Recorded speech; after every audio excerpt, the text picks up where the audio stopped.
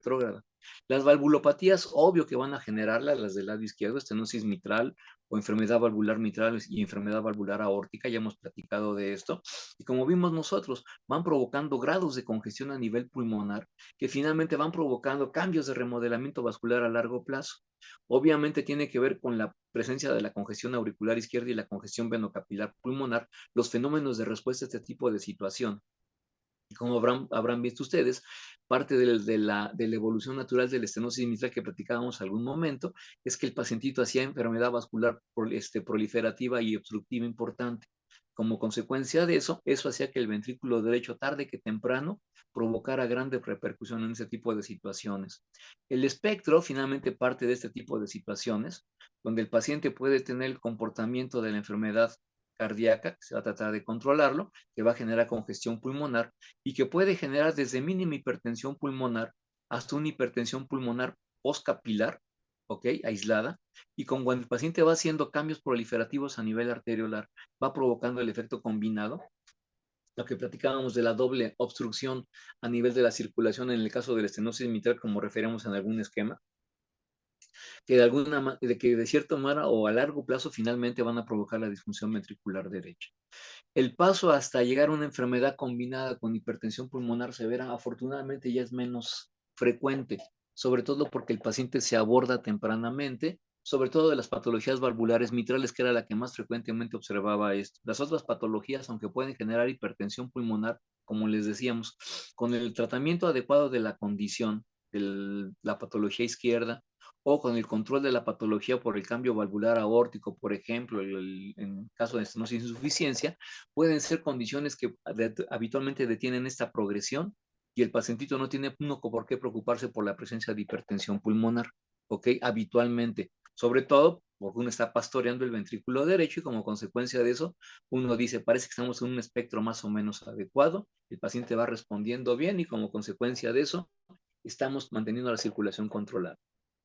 Como observarán ustedes en relación a hipertensión del grupo 1 e hipertensión del grupo 2, damos por hecho que tienen hipertensión pulmonar, pero las del grupo 1 siempre van a ser progresivas y van a ser muy agresivas. Las del grupo 2, afortunadamente controlando la enfermedad de base, se puede minimizar su repercusión y por lo mismo, como les decía, no nos preocupamos importantemente por el avance de la hipertensión pulmonar, es menos probable, y por lo mismo no requieren estarle metiendo a la persona ni esos medicamentos que hemos platicado específicos para hipertensión pulmonar del grupo 1 en la mayor parte de las situaciones. ¿Ok? Este es el esquema que veíamos en la estenosis mitral, donde les platicaba que el pacientito pues va a tener en este caso una estenosis a nivel de la válvula mitral que va a provocar hipertensión venocapilar y con el paso del tiempo, para tratar de proteger al capilar pulmonar y a consecuencia de la presión pulmonar elevada a largo plazo, provocaba cambios proliferativos que hacían el fenómeno de la doble estenosis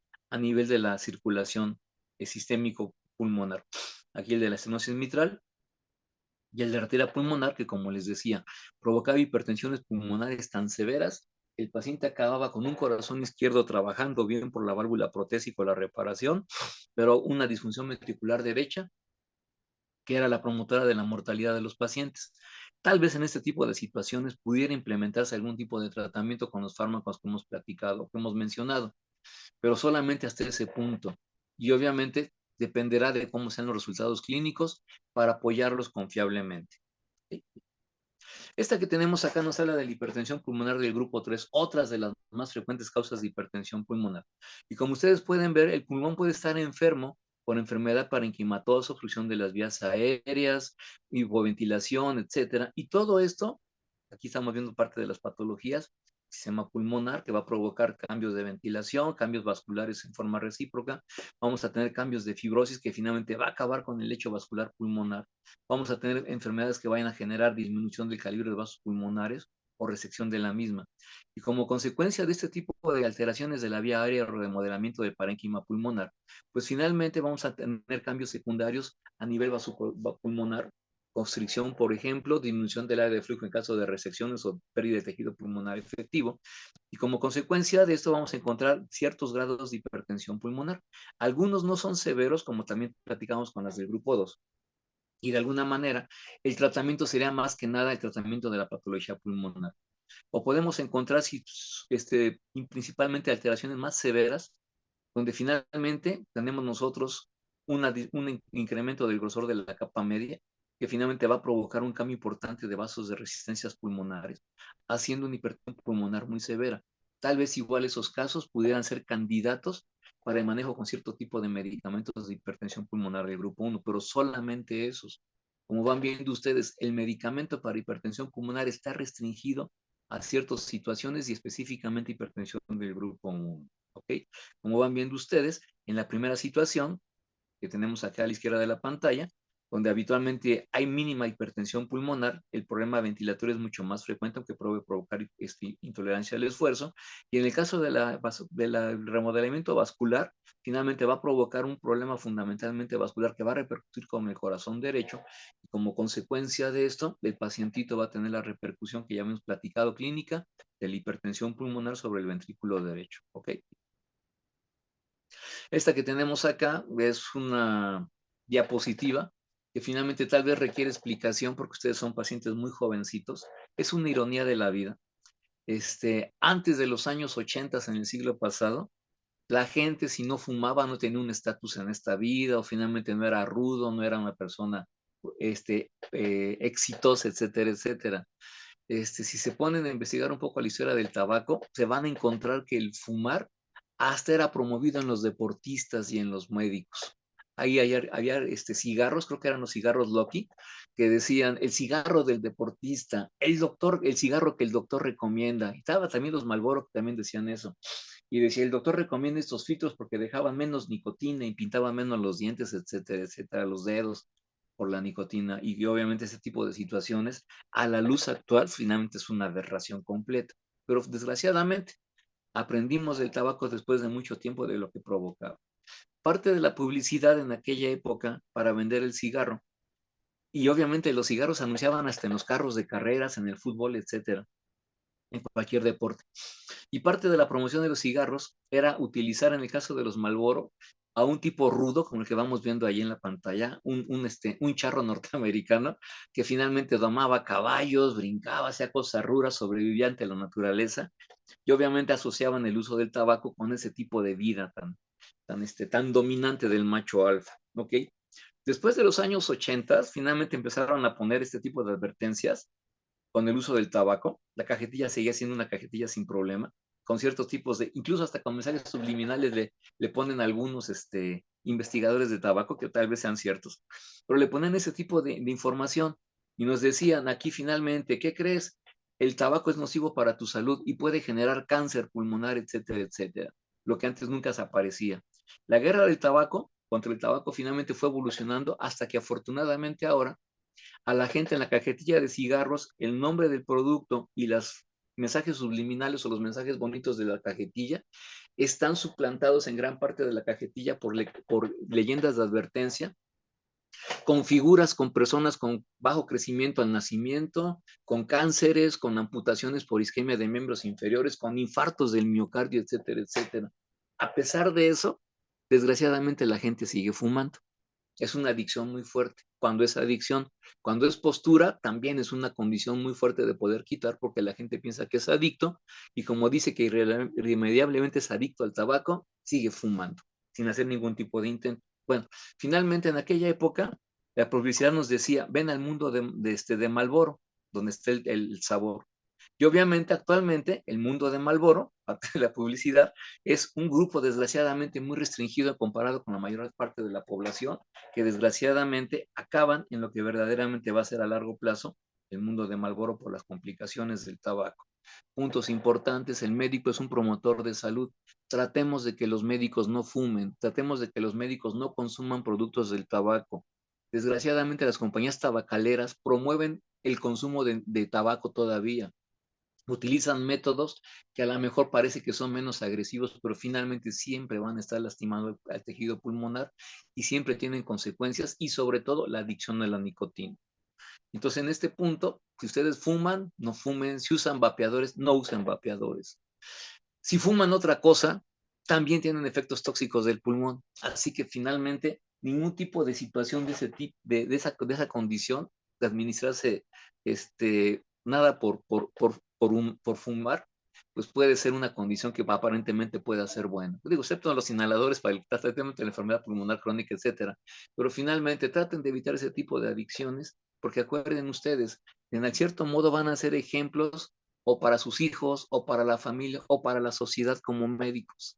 Entonces tratemos de adoptar costumbres saludables, tratemos de corregir lo que sea malo y finalmente comportémonos lo más saludablemente posible. Acuérdense que también va su vida sobre eso. Bueno, volviendo al caso del tabaquismo como causa fundamental de cor pulmonar crónico, actualmente puede haber otro tipo de variantes que lo pueden también favorecer. Sabrán ustedes que finalmente la exposición al daño pulmonar va a provocar cambios a nivel de los alvéolos, va a provocar remodelación del tejido pulmonar, va a provocar cambios en forma refleja de vasoconstricción, y obviamente todo esto puede acabar en hipertensión pulmonar. El concepto de cor pulmonar se refiere a la situación donde el corazón sufre a consecuencia de una situación pulmonar. Y los cor pulmonales que podemos encontrar en clínica, entre otras cosas, pueden ser el agudo y el crónico. El agudo, ya lo vieron ustedes cuando vieron embolismo pulmonar, donde finalmente una obstrucción del más del 50% del lecho vascular pulmonar genera una alteración tan importante de flujo que el corazón derecho desfallece, la persona cae en shock y se puede morir en forma importante asociado a ese tipo de condiciones. Puede haber un cor pulmonar agudo que es una manifestación menos grave, el embolismo pulmonar submasivo, donde finalmente el área de flujo se afecta menos en términos absolutos, pero el pacientito ya tiene datos de disfunción ventricular derecha, cierta alteración circulatoria que a veces lo puede compensar. Nos damos cuenta por eso y podemos ya iniciar tratamiento. También puede haber embolismo pulmonar subclínico, donde finalmente el paciente está embolizando día con día, bueno, no, es un decir, está embolizando frecuentemente, generalmente asociado a trombos que se generan en la circulación venosa sistémica, frecuentemente a nivel de miembros inferiores, aunque pueden ser otro tipo de lecho vascular venoso. Pero estos coágulos que se van generando ahí se van desprendiendo, van llegando al pulmón, y finalmente pueden provocar un problema de tromboembolia pulmonar o un problema obstructivo pulmonar, finalmente teniendo que ver con esa situación. Y estos últimos casos, los del cor pulmonar de tipo crónico por tromboembolismo crónico, los veremos con hipertensión pulmonar del grupo 4. Volviendo a lo que tenemos acá de la hipertensión pulmonar del grupo 2, ya hemos dicho, el problema es fundamentalmente a nivel del tejido pulmonar, de las vías aéreas pulmonares, lo cual va a provocar que finalmente se genere o vasoconstricción o pérdida del tejido pulmonar por la enfermedad pulmonar crónica, lo cual generará que se genere una hipertensión pulmonar precapilar, igual a la del grupo 1 precapilar, pero en este caso por compromiso directo del parénquima o la funcionalidad vascular pulmonar. En esta diapositiva vamos observando nosotros cómo el pacientito con ese tipo de condición tiene una cuña pulmonar que prácticamente está dentro de lo normal.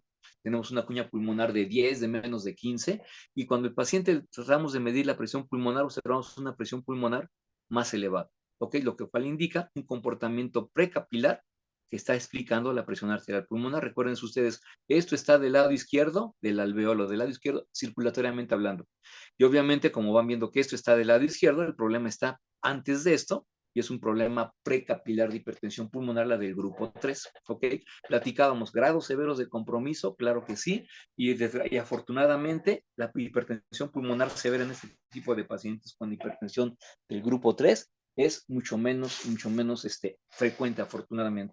Otra condición para decir, no nos preocupemos por la situación de hipertensión pulmonar severa para darle fármacos específicamente para eso, sino preocupémonos por lo que queda de tejido pulmonar y cómo poder rescatarlo para que el paciente tenga una mejor evolución en ese tipo de situaciones. Punto importante, y ya veremos qué tiene que ver en este caso alguna administración de ciertos tipos de medicamentos que van a ver en neumología. Como ya vimos nosotros, el pacientito va a provocar cambios que van a repercutir en el corazón derecho, todos los cambios clínicos que ya hemos platicado de hipertensión pulmonar que se van a detectar, congestión venosa sistémica, insuficiencia tricuspida, dilatación del ventrículo derecho, etcétera, etcétera. Y como consecuencia de esto, tenemos ya la evidencia del cor pulmonar crónico por la enfermedad parenquimatosa pulmonar. Vean un ventrículo derecho normal, completamente esponjadito, comparado con el ventrículo izquierdo que tenemos de este lado. ¿Okay? Y vean ustedes cómo cuando el paciente hace cor pulmonar a consecuencia de hipertensión del grupo 3, y tenemos igual los mismos cambios, hipertrofia del corazón derecho, dilatación del BVD, y obviamente compromiso, aplanamiento del septum interventricular, que va afectando al ventrículo izquierdo. ¿Okay?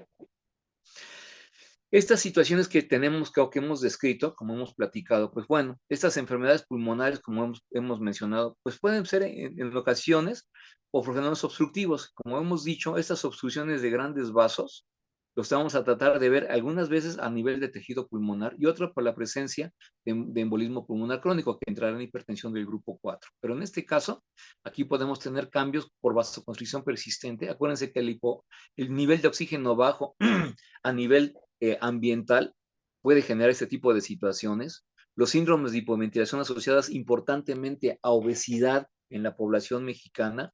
También puede haber deformaciones a nivel de tórax que pueden generar ese tipo de situaciones, ¿ok?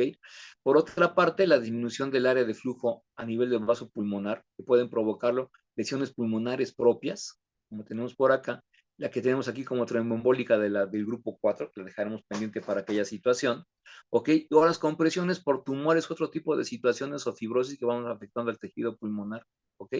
Y habíamos platicado que aquí tenemos también otra forma de afectación a la circulación pulmonar, la que tiene que ver con la reacción de Eisenmenger.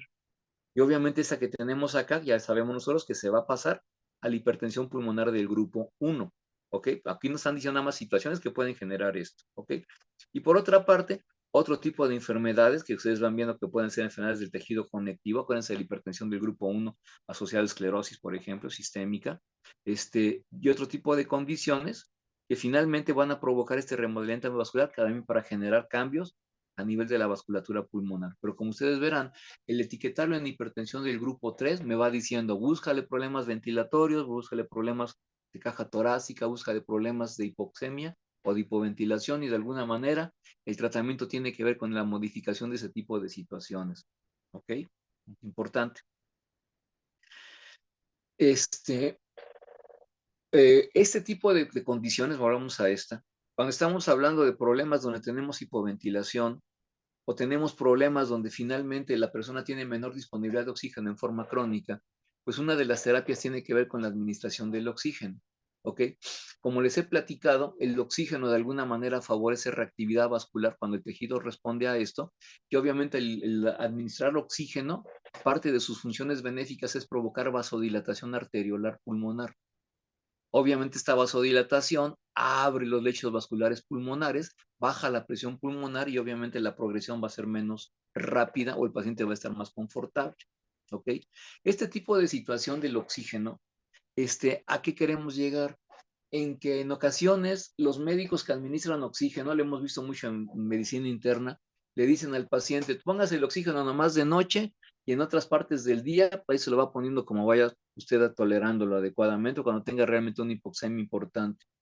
El punto es de que si el paciente tiene el factor que desencadena hipertensión pulmonar para llegar a ser severa, la vasoconstricción que depende de oxígeno, en este caso en forma inversa, si al pacientito no le damos oxígeno, pues teóricamente le estamos negando un posible efecto benéfico de la terapia que les han propuesto. ¿Cuál es el punto? Que sería bueno saber la opinión de los neumólogos en este tipo de pacientes, si el oxígeno en forma continua tiene un mejor pronóstico comparado con el oxígeno en forma intermitente. Porque obviamente aquí no tiene que ver con que se sienta bien o se sienta mal el paciente, sino el efecto final de hipoxemia generalmente va a provocar hipoventilación, hipertensión pulmonar y el riesgo de que se pueda volver fija y severa a largo plazo. Entonces también es un punto muy importante y algunos recomiendan el uso de oxígeno en la hipertensión pulmonar en forma constante. ¿Ok? Y desgraciadamente lo que esto puede implicar, enchufar al paciente una manguera de oxígeno, ya un suplementador de oxígeno, que afortunadamente ya hay portátiles, pero finalmente no sería lo mejor, no sería lo más deseable si se pudiera haber evitado con el control de las patologías base. Bueno, esta que tenemos acá, finalmente, nos habla, hablando de la hipertensión pulmonar del grupo 4, con lo que se sabía en los años 70 o antes de esto sobre la hipertensión pulmonar.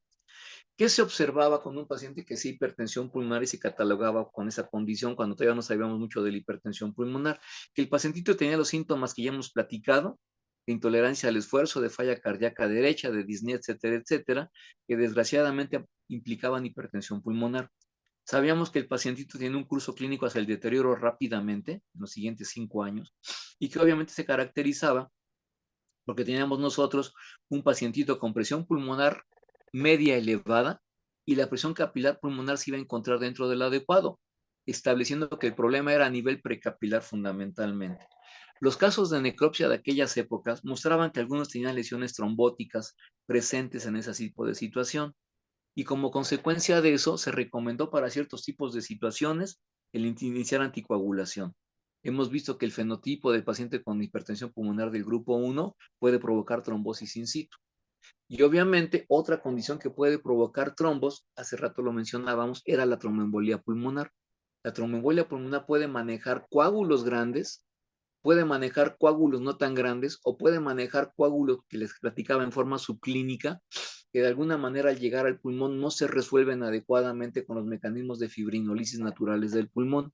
Y como consecuencia, cuando persistía el coágulo, se empezaba a generar un fenómeno fibrótico, lo cual ocluía la luz del vaso de ese territorio mencionado. Como consecuencia de eso, también se podía mejorar con anticoagulación. Y obviamente en aquella época, como no se había establecido grupos 1, grupos, etcétera, etcétera, pues finalmente parte del tratamiento de la hipertensión pulmonar, la que consideraban idiopática o que no contemplaban tromboembolismo pulmonar, lo manejaban con anticoagulación con diferentes grados de respuesta. Esto es a lo que se refiere este tipo de diapositivas, con este tipo de discriminación entre embolia pulmonar, ¿ok? E hipertensión pulmonar primaria, ¿ok? O la hipertensión del grupo 1. Bien, estas similitudes, cuando uno valoraba las diferencias, se encontraba que los pacientitos que tenían tromboembolismo pulmonar crónico asociado a hipertensión pulmonar tenían cierto tipo de comportamiento poblacional muy característico, a diferencia de la hipertensión pulmonar primaria o hipertensión del grupo 1, que sigue siendo muy parecido. Como habrán visto en las diapositivas de hipertensión del grupo 1, esta condición puede ser una condición incluso hereditaria y genética que se puede manifestar a diferentes edades. Su grupo de edad es muy variable, pueden ser desde personas jóvenes hasta personas de edad muy avanzada, depende de la condición. Y en esta situación, pues ustedes verán que depende de la enfermedad, va a ser el rango de edad. El predominio de género masculino-femenino, habitualmente en la hipertensión pulmonar del grupo 1 es a favor de que haya más mujeres comparadas con hombres. ¿Ok? Y obviamente otro tipo de situaciones que vamos a platicar más adelante, que pueden leer más adelante en la diapositiva, pero el punto es, el pacientito va a responder con terapia de aquella época en una forma muy distinta al del embolismo pulmonar, que finalmente, como les decía, se puede confundir de primera entrada si no contemplamos algunos tipos de estudios.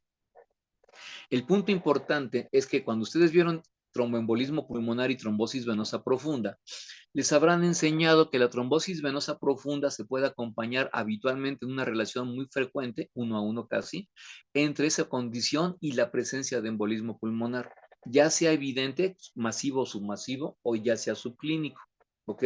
U otro tipo de manifestaciones, como el embolismo paradójico o el embolismo que provoca infartos pulmonares. Pero bueno, en este caso, hablando de las condiciones un poquito más habituales, en el caso del embolismo pulmonar, que tenga el pacientito, en este caso, recordarán ustedes, el embolismo pulmonar o la incidencia de trombosis venosa va incrementando de acuerdo a la edad. Y les habrán vendido que pacientes con arriba de 50 años tienen más incidencia que el resto de la población por abajo de esa edad, y que en forma progresiva va aumentando la posibilidad de que uno haga trombosis venosa y el consecuente embolismo pulmonar. ¿Ok? Hay factores de riesgo, uno de ellos es la edad, otra de ellos pueden ser otros factores de inmovilidad o de enfermedad, que llaman factores primarios o secundarios, que finalmente van a provocar que la persona tenga la posibilidad de que haga embolia pulmonar. Cuando les vendieron la clase de tromboembolismo pulmonar, aunque la palabra es tromboembolismo, también recuerden que puede haber embolismo por otro tipo de factores. Puede haber una fractura de hueso y esa fractura de hueso generará un coágulo, un desprendimiento de la médula ósea, que finalmente, o de tejido graso, que va a llegar a la circulación pulmonar, provocando un cuadro muy parecido circulatoriamente hablando, obstrucción de lecho vascular pulmonar, y de ahí el resto de las complicaciones, ¿ok? También puede haber embolismo pulmonar asociado a cuerpos extraños, se pueden desprender tejidos o material extraño al organismo como silicón, también se puede hacer embolismo a través de gas, pues, por líquido amniótico, por un montón de cosas más puede haber embolismo a nivel pulmonar. Obviamente, dependiendo de la causa, va a ser finalmente el tipo de tratamiento que ustedes le van a aplicar a la persona. ¿Ok? Entonces, como ustedes verán, cuando el embolismo es frecuentemente a causa de trombo, ¿qué hay que hacer? tratar de disolver ese trombo o tratar de evitar que ese trombo se vaya presentando. ¿Ok? Entonces, ya lo redondearán con la clase de tromboembolismo pulmonar, pero en este caso estamos hablando de un embolismo a nivel de cuerpos por trombos, pues. Y obviamente la relación entre hombre y mujer es más o menos 1 a 1. Igual se mueren en tromboembolia pulmonar hombres que mujeres arriba de los 50 años, factores de riesgo. Cuando tienen obesidad, etcétera, aumenta su riesgo, otro tipo de condiciones. Y aquí el punto es de que el pacientito, su evolución habitualmente se puede estabilizar cuando controlamos la situación que va a provocar la presencia de los trombos. Obviamente, como ustedes van observando por acá, los pacientitos con esta evolución pueden tener una imagen angiográfica muy, muy parecida a esto que tenemos por acá, a obstrucción de los vasos, etcétera, etcétera, fenómenos trombóticos. Y el punto es que este tipo de pacientitos, la anticoagulación de por vida u otro tipo de terapias que tienen que ver con la migración de un coágulo de la pierna que frecuentemente que es el sitio, hacia el sistema pulmonar, se puede lograr con filtros de la vena cava, con interrupción tan crítica de la vena cava inferior. O en ocasiones se pueden modificar con las operaciones quirúrgicas de encontrar un trombo en arterias pulmonares muy proximales, el cirujano entrar a hacer la endarterectomía con un riesgo quirúrgico muy elevado y pudiera beneficiar al paciente. ¿Ok? Entonces, esto de alguna manera va sirviendo como preámbulo para hablar del tromboembolismo pulmonar crónico como causa de hipertensión pulmonar y discriminarlo de lo que era hipertensión pulmonar del grupo 1 o la idiopática de aquella época. ¿Ok? Finalmente vamos a ver algunos algoritmos de manejo, pero cuando finalmente el paciente estamos pensando en tromboembolismo pulmonar crónico, en ese tipo de pacientitos, ¿qué es lo que tenemos que hacer? Hacer estudios de imagen, que en este caso el más sencillo es el gamagrama ventilatorio perfusorio que alguna vez les platicaba cuando vimos choque cardiogénico, choque obstructivo. Y obviamente con esto, pues vamos valorando la posibilidad de que el pacientito tenga tromboembolismo pulmonar. La angiotomografía, como son cortes habitualmente planares, a menos que tengamos una buena reconstrucción tridimensional, a lo mejor no nos da una mejor idea, pero el gamagrama ventilatorio perfusorio finalmente es una muy buena idea para localizar esto.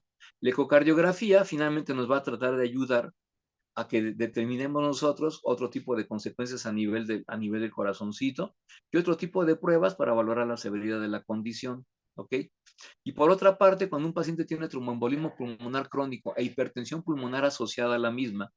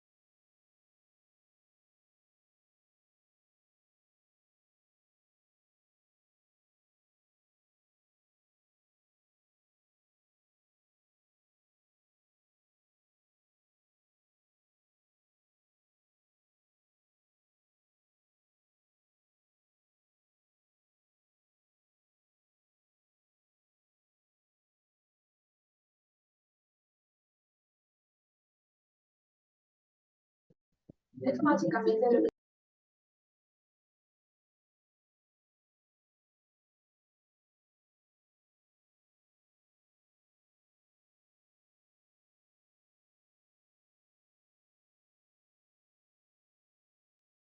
Gracias, jóvenes. Vamos a tratar de compartir la pantalla si fueran tan amables.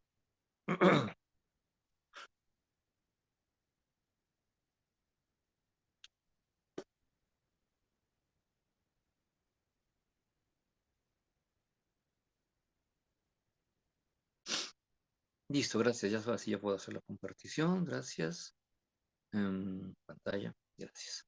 Sí se escucha bien, ¿verdad, jóvenes? Sí, ¿verdad? Ok, Sí, doctor. ok, gracias. Bien. Volvamos al mismo tema que tenemos acá. Y entonces les platicaba, pues, este tipo de pacientitos, una vez detectados, aparte de iniciar el tratamiento que se puede dar en ese momento, que son las anticoagulantes, cuando estamos detectando que finalmente es un coágulo lo que le está provocando, si fuera otro tipo de cuerpo extraño, ganamos poco con anticoagular, pues finalmente se manda a los centros de manejo de hipertensión pulmonar, donde finalmente tienen técnicas especializadas para tratar de manejar al pacientito, ¿ok? Y obviamente esto lo va a manejar otro tipo de especialista, pero el punto importante es detectarlos por el médico general, el médico internista, el médico familiar, que de alguna manera hacen parte del seguimiento del diagnóstico que vamos a ver más adelante para poderlo mandar al procedimiento de corrección de este tipo de condiciones. ¿Ok? Bien. Y obviamente parte damos una semblanza de cómo se puede manejar esto, que en el centro de manejo de hipertensión pulmonar o quien se encargue de esto, el pacientito depende de cómo encuentra en la situación de los fenómenos trombóticos oclusivos, puede ser candidato para que el paciente se pueda meter a cirugía para hacer endarterectomía de la zona de la arteria pulmonar, o en ocasiones cuando los trombos son mucho más distales y que no se pueden ser accesibles por cirugía, ¿qué es lo que se puede hacer? Hacer de alguna manera una angioplastia con balón de las arterias pulmonares, tratando de apachurrar y remodelar el vaso como consecuencia de angioplastia, ¿ok? Y por otra parte, como van viendo ustedes, parte del tratamiento tiene que ver con anticoagulación a largo plazo, indicación, recomendación clase 1 para este tipo de pacientitos. Y como ya habíamos platicado de anticoagulantes, los anticoagulantes que se utilizan habitualmente los anticoagulantes directos. La dosis dependerá de cada tipo de anticoagulante. Y si ustedes se ponen a ver un poquito de esos tipos de medicamentos, en específico cada uno de ellos, van a ver que hay niveles de anticoagulación tanto para fibrilación atrial como para embolismo pulmonar, como para trombosis venosa, como para cardiopatía isquémica. Entonces, en estos casos, sigan las recomendaciones que les dicen la literatura de estos medicamentos para aplicarlo correctamente. Pero como van viendo ustedes, paciente que acusamos de embolismo pulmonar crónico o de trombosis venosa profunda va a requerir en mayor grado o menor tiempo anticoagulación con el nivel correcto como parte de su tratamiento. Y como aquí vamos viendo, algunos recomendarán algunos tipos de medicamentos, Rosivat, por ejemplo, ya platicaremos de cuando se maneja la hipertensión pulmonar en grado importante.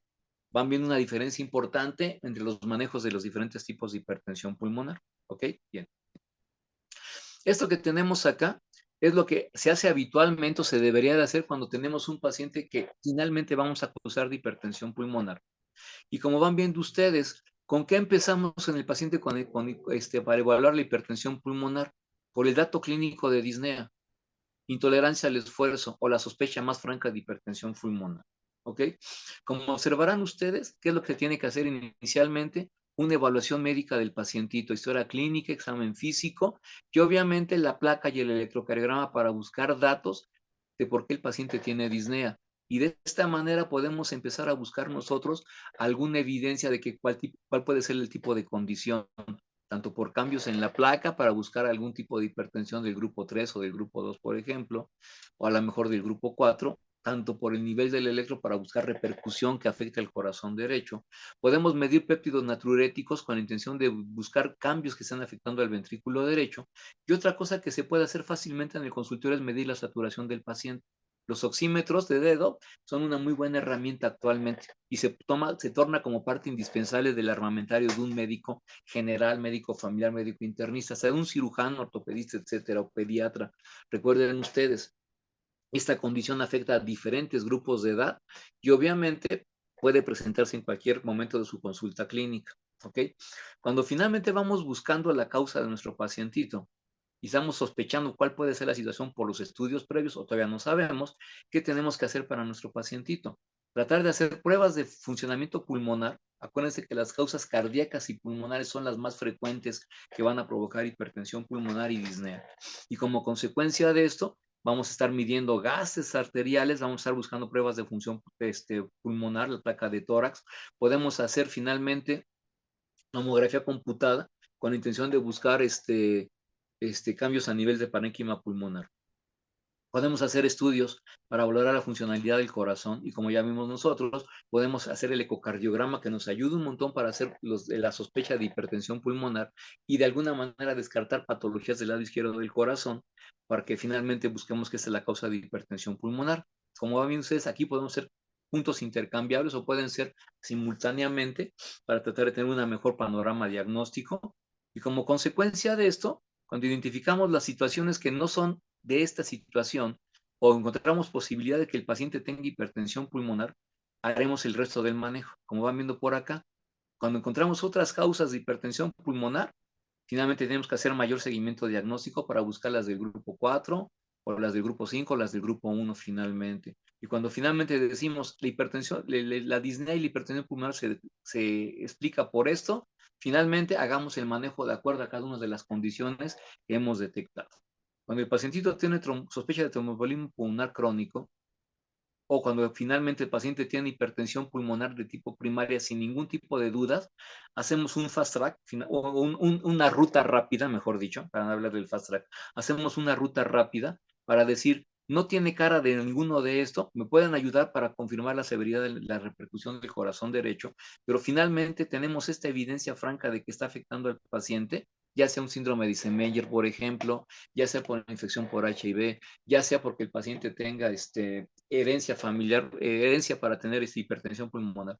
Y como consecuencia de esto, lo podemos referir al centro especializado del manejo de hipertensión pulmonar con el resto de la información que tengamos nosotros. Y como hemos visto, tenemos que hacer los estudios de cateterismo cardíaco para confirmar el nivel de presión pulmonar y el resto de la situación. Aquí en este punto es lo que les decía al principio de la clase de hipertensión pulmonar. No todos van a llegar a cateterismo derecho. Estos finalmente se da como parte de la misma situación pulmonar o cardíaca. Estos sí es importante para ver la severidad de la hipertensión pulmonar y manejarlo de acuerdo a este tipo de situaciones. ¿Ok? Y obviamente, el que se considere que es asociado a tromboembolismo pulmonar crónico, finalmente va a merecer que se anticoagule de por vida y el resto del tratamiento que le corresponda. ¿Ok? Entonces, observarán ustedes, el esquema de detección es bastante sencillito, empieza como un síndrome pivote, se van buscando otras posibilidades y finalmente se va llegando a la causa, con la intención de que de ir descartando las hipertensiones del grupo 3, las hipertensiones del grupo 2, las hipertensiones del grupo 4, y finalmente quedarnos con las 5 que son mucho más raras y tal vez pueda tener otro tipo de datos clínicos, y finalmente, fundamentalmente, quedarnos con las del grupo 1, que es la que nos va a interesar para el manejo farmacológico. ¿Ok? Estas que tenemos acá son algunos datos clínicos de los pacientes que tienen hipertensión pulmonar. Y como van viendo ustedes en este gráfico, estamos mencionando los 4 grupos fundamentales, los del grupo 1, los del grupo 2, los del grupo 3 y el grupo 4, y cómo van a presentarse su presentación clínica, qué cambios vamos a tener con este tipo de pacientitos, ¿ok? Cómo finalmente el pacientito va a requerir oxígeno para su manejo, ¿ok? Y observaron ustedes que fundamentalmente puede ser utilizable en algunos pacientes del grupo 3. Aquí es muy frecuente que utilicemos oxígeno para tratar de bajar la presión pulmonar. Ya sabemos más o menos por qué. Tenemos los hallazgos a nivel de la placa de tórax, ¿ok? Tenemos las alteraciones a nivel de las pruebas de función respiratoria que hemos mencionado, ¿ok? Como en la diapositiva previa. Los cambios ecocardiográficos que ya recordarán ustedes de repercusión a cavidad derecha y tal vez buscar cómo se comporta Disculpe, doctor. Sí, diga usted. Perdón, me interrumpa. Es que creo que está una compañera esperando en sala de espera. Perdón, déjame entrar a la cosa esa, déjame tratar de llegar a esto. Muchas gracias. Gracias, muy amables por la interrupción. No hay problema, al contrario. Aquí se Ok, admitió. Creo que ya se admitió, está uniendo ahí. Listo, ya sí, estuvo. ya. Les agradezco mucho, jóvenes. Muy amable. Tenemos lo que nos dice la ecocardiografía que les platicaba, la repercusión y tal vez la estimación de la presión pulmonar, pero como les digo, la estimación por eco de la presión pulmonar es solamente un acercamiento a. la medición directa es la correcta para establecer el grado de hipertensión pulmonar y el resto del manejo para el pacientito, ¿ok? Y obviamente aquí tenemos el resto de los estudios, el gamagrama pulmonar, la tomografía, que como hemos platicado, y ustedes van a poder leer más adelante, van a repercutir en cada uno de los grupos de hipertensión pulmonar de cierta manera para poder dar datos a favor o dar datos en contra, ¿ok? Entonces eso queda más que nada para que lo puedan leer más adelante y lo vayan de alguna manera razonando en ese tipo de situaciones. Como van viendo ustedes, aquí son parte de las recomendaciones o las estrategias de manejo del pacientito, más aquí en letritas, en los puntos verdes que hemos dicho que en las recomendaciones, en el semáforo de recomendaciones, van observando ustedes que todo esto que esté en verde es parte del inicio de un paciente con disnea o sospecha de hipertensión pulmonar para buscar las causas como dice la tablita previa, ¿ok? Les quedarán para como mención. Esta que tenemos acá son recomendaciones generales y en este caso se aplican fundamentalmente para el paciente que tiene hipertensión pulmonar del grupo 1, lo que tenemos aquí como hipertensión pulmonar arterial, ¿ok? ¿Cuáles son las recomendaciones? Desgraciadamente tenemos una situación donde la circulación pulmonar no va a dar una regulación del flujo adecuada y desgraciadamente está haciendo que un corazón que debe trabajar volemia también trabaje exceso de presión, lo cual lo pone en una desventaja muy importante. Cuando un paciente con hipertensión pulmonar del grupo 1, y aquí pongamos los del grupo 2, 3, 4, etcétera, en otro tipo de contexto. Esto es específicamente para los del grupo 1, que sabemos que es una hipertensión que cuando se manifiesta ya está en grado severo y que ya tiene limitación funcional. Cuando ese tipo de pacientitos se enfrentan al embarazo, su posibilidad de complicarse es muy alta. Y obviamente dependerá del equipo médico quirúrgico que tenga a la mano la persona o lo que tenga el hospital y otro tipo de medidas, es posible que el paciente se le pueda ofrecer algún tipo de esperanza en el manejo de su embarazo. Pero como regla general, piensen ustedes que un paciente con hipertensión pulmonar primaria con grado importante de repercusión, el embarazo no es una buena opción. Habíamos visto en una tablita que es una predilección más de mujeres que de hombres en este tipo de situaciones. Y desgraciadamente es un punto muy importante psicológico o de calidad de vida para este tipo de personas. Pero el problema es que estos tipos de pacientes a veces pueden tener un resultado muy bueno, pero no siempre y no todos los centros hospitalarios. De tal manera que si un paciente con hipertensión pulmonar por alguna situación está embarazado, mándenlo directamente a ese tipo de manejo. Es un embarazo de muy alto riesgo y no tiene que hacer nada en un hospital de segundo nivel. ¿Ok? En uno de tercer nivel puede serlo, y en uno más especializado para hipertensión pulmonar sería el lugar ideal para el seguimiento. Pero el punto es eso, los pacientes con hipertensión pulmonar del grupo 1, desgraciadamente, tienen una etiqueta de decir no te embaraces porque tu vida corre mucho riesgo a corto plazo asociado a ese evento. Por otra parte, las inmunizaciones, como para cualquier otro tipo de pacientes, están recomendadas, cardiópatas o hipertensos del grupo 1. Obviamente, cuando uno tiene su tratamiento con sus vacunas en forma correcta, lo que va a provocar es que el paciente se va a seguir enfermando de este tipo de enfermedad, pero la va a hacer en una etapa, en una severidad menor, que esa es la intención de las vacunas. Podemos enfermarnos y a veces ni nos damos cuenta y pasa en forma leve la infección, pero finalmente tenemos menos chance de que nos mate la infección cuando estamos vacunados adecuadamente. Esa recomendación sigue siendo válida.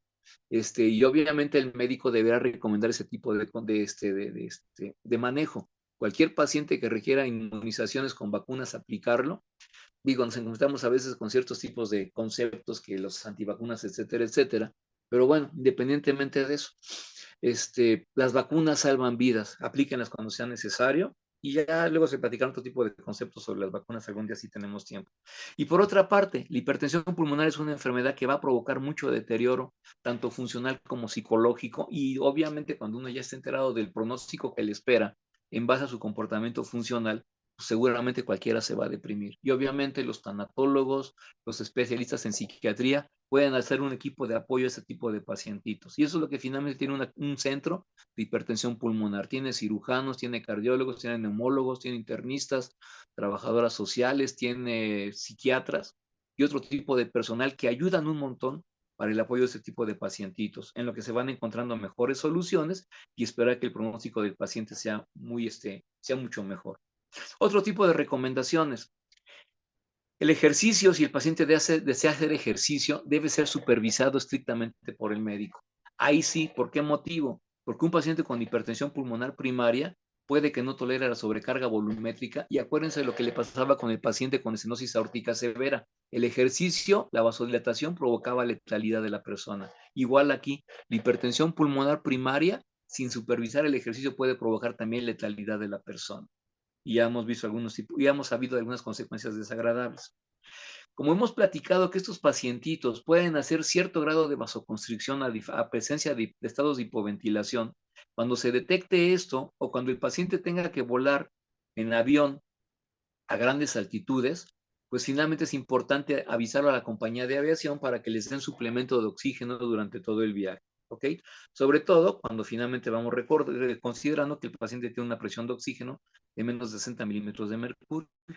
En el caso de las cirugías selectivas, finalmente, el estrés que es menos para la circulación pulmonar y para el corazón derecho es la anestesia epidural, ¿ok? La anestesia general puede provocar otro tipo de consecuencias y de alguna manera debemos tratar de evitarla lo más posible, depende del tipo de cirugía. Hay veces que no se puede evitar y un paciente con hipertensión pulmonar que se meta a cirugía es un paciente de muy alto riesgo de que se pueda complicar asociado a la cirugía. Y por otra parte, el paciente con hipertensión pulmonar del grupo 1, que finalmente se enfrenta a situaciones de la vida diaria que implican un gran estrés para su organismo, como aquella gente que pueda hacer, que quiere decir, yo quiero ser bombero, yo quiero subir al Himalaya, etcétera, etcétera. Como van viendo ustedes, está prácticamente o es muy riesgoso o está contraindicado ese tipo de condiciones. Entonces, vean ustedes que el paciente con hipertensión pulmonar tiene cierto tipo de limitaciones que desgraciadamente van a modificar un montón su situación. ¿Ok? ¿Cuál va a ser el manejo de apoyo para hipertensión pulmonar del grupo 1? Pues, como ya vieron ustedes, en caso de falla derecha, uso juicioso de medicamentos descongestivos como diuréticos para tratar que de esta manera el corazón derecho sufra menos. Punto muy importante, un uso intenso de diuréticos hace que baje la precarga, y si baja la precarga, finalmente, aunque ayudan al corazón derecho, la circulación sistémica se viene para abajo. Como consecuencia, el uso de diuréticos debe de ser titulado con mucho cuidado para evitar que el pacientito finalmente haga síncope o haga muerte súbita asociado a esto. ¿Ok?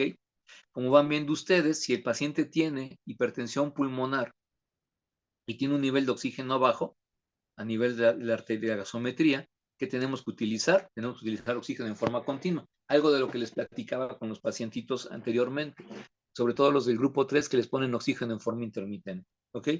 Por otra parte, la anticoagulación se debe utilizar para ciertos tipos de hipertensión pulmonar primaria, para los que vienen de forma idiopática o la hereditaria, y obviamente también puede ser una recomendación que puede ser útil. Obviamente la recomendación puede ser tal vez dudosa, pero pueden todavía utilizarse si no le hace daño al pacientito. Obviamente la corrección de la anemia puede ser un punto importante si es que se puede necesitar. Y como van viendo ustedes, un paciente con hipertensión pulmonar del grupo 1 no se debe utilizar IECAS o ARA2, ¿ok? O beta bloqueadores o medicamentos que bajen la frecuencia cardíaca como la ibabardina, porque finalmente, ¿qué va a provocar? Va a hacer que finalmente el paciente se deteriore más rápido. Y como va diciendo aquí la leyenda, a menos que tenga un justificante por enfermedad coronaria, por hipertensión arterial o por falla cardíaca izquierda. Solamente en esas situaciones podemos hacer combinaciones distintas a lo que hemos platicado de estos medicamentos de apoyo, ¿ok? Y otros que vamos a mencionar más adelante. Un punto muy importante, la digoxina, que era un medicamento que se utilizaba como inotrópico, puede tener alguna utilidad en ciertos tipos de pacientes con hipertensión pulmonar, que finalmente será muy particularizada la utilidad. Y obviamente no hacemos una recomendación generalizada de utilizarla siempre que tenemos hipertensión pulmonar. Siempre abusados con esto. ¿Ok? Bien.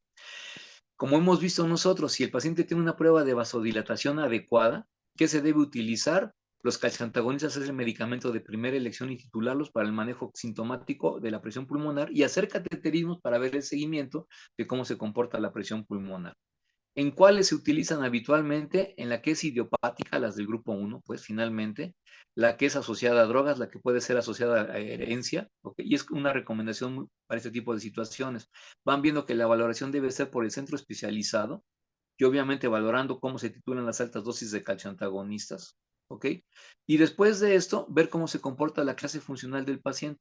porque depende de la clase funcional, se puede continuar este medicamento de los calcioantagonistas, los dihidropiridínicos, ¿ok?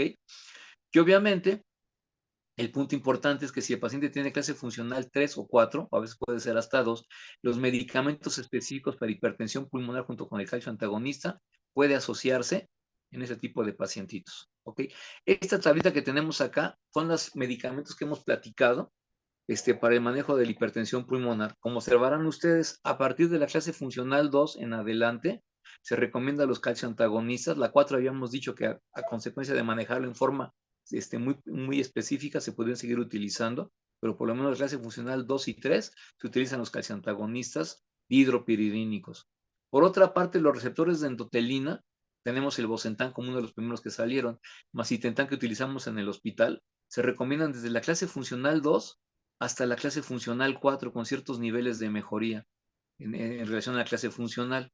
Los otros medicamentos que se utilizaron primeramente antes que el Macitentan o el Bosentan son los inhibidores de la fosfodiesterasa 5, que se utilizan tanto para ese tipo de condición como para disfunción sexual. Tenemos el sildenafil, taldafil, etcétera, etcétera. Y ese tipo de medicamentos, como ustedes observarán, también son útiles en gran parte de los pacientes con hipertensión pulmonar. ¿Ok?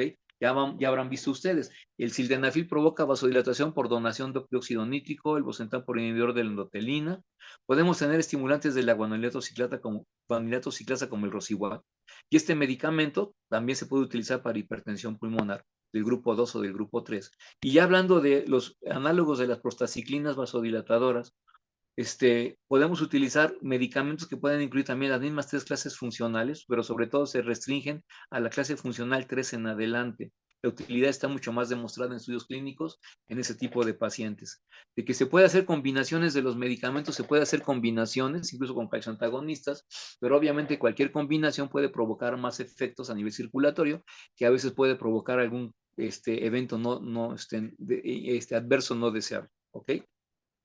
Pero ustedes estarán observando, el medicamento, las dosis que les recomiende la literatura de los pacientitos es como se deben de aplicar. Ese es el punto importante. Y obviamente, como les vendía, este tipo de medicamentos, si se ponen a preguntar en la farmacia, el amlodipino o el nifedipino son bastante baratos. Eso no tenemos problema y tal vez no tengamos problema económico para poderlo administrar en primer nivel de atención. Los medicamentos receptores bloqueadores de endotelina, el Macitentan cuesta como 700,000 pesos o algo parecido, ¿ok? Y ustedes van a ver que ese tipo de tratamiento pues va a ser caro para muchas gentes. Los sistemas de salud solidarios como el sector salud de salubridad o no, salubridad no, el Seguro Social o el ISSSTE o las Fuerzas Armadas, finalmente no les cobran el medicamento a los pacientes porque no es que no es que se los regalen, es que las cuotas de todos los derechohabientes sirven para pagar la salud de los que desgraciadamente están enfermos. Como les digo, es algo así como decir hoy por ti, mañana por mí. Y obviamente, qué bueno que exista eso porque hace que la cantidad de personas que pueden acceder a este tipo de medicamentos sean la máxima posible para ese sistema de salud. ¿Ok?